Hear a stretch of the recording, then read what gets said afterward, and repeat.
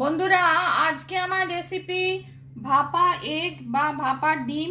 প্রথমে ডিমটা সেদ্ধ করে নিলাম, তারপর মিক্সিতে সর্ষে পোস্ত কাঁচা লঙ্কা দিয়ে বেটে নিলাম। একটু প্রথমে ড্রাই, তারপর জল দিয়ে বেটে নিলাম।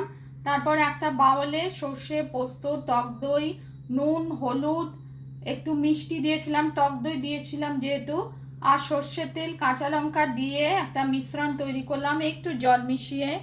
তারপর একদম লো স্টিমে, গ্যাসের লো আঁচে টিফিন কৌটো করে ঢাকা দিয়ে 10-15 মিনিট স্টিমে রাখলাম। তৈরি হলো ভাপা ডিম বা ভাপা এগ। রেসিপি পছন্দ হলে লাইক করবেন, চ্যানেলটিকে সাবস্ক্রাইব করার অনুরোধ রইল। গরম ভাতে ভাপা ডিম বা ভাপা এগ লাঞ্চে বা ডিনারে তৈরি করে দেখতে পারেন। ভাপা এগ বা ভাপা ডিম।